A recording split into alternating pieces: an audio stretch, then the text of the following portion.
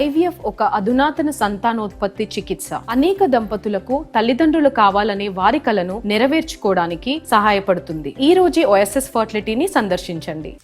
విజయవాడలో నిర్వహించిన చేనేత దినోత్సవంలో పాల్గొన్న ఏపీ సీఎం చంద్రబాబు అక్కడ ఏర్పాటు చేసిన స్టాళ్లన్నీ కూడా పరిశీలించడం జరిగింది. ఆయన సతీమణి భువనేశ్వరి కోసం 2 చీరలు కొనుగోలు చేశారు. ఆయన స్టాళ్లలో ఉత్పత్తులు పరిశీలించి చేనేతలతో మాట్లాడడం జరిగింది. వారి సమస్యలను కూడా అడిగి తెలుసుకున్నారు సీఎం.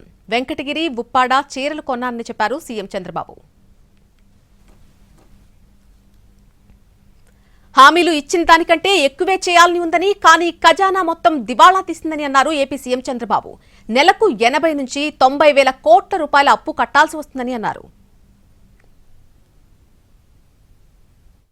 ప్రభుత్వాన్ని చూస్తున్నాను, 2 నెలలుగా చూస్తున్నాను. అన్ని శాఖలు సమీక్షలు చేశారు, అసెంబ్లీ అయ్యింది. కానీ ఈరోజు మీరు చూస్తే ఖజానా దివాలా తీసింది.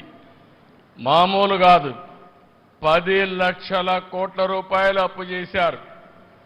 వడ్డీ అసలు కట్టాలంటే సంవత్సరానికి 80 నుంచి 90 వేల కోట్ల రూపాయలు కట్టాలి. ఆదాయాన్ని పెంచకపోతే మనకొచ్చే ఆదాయం అప్పులు కట్టడానికి కూడా చాలే పరిస్థితి లేదు. అంటే పెను సవాళ్లున్నాయి. కానీ ఈ సవాళ్లను అధిగమించడానికి ఈ ప్రభుత్వం దృఢ సంకల్పంతో పనిచేస్తామని చెప్పి కూడా నేను మీకు తెలియజేస్తున్నా. ఏ శాఖలో చూసినా దోపిడీ,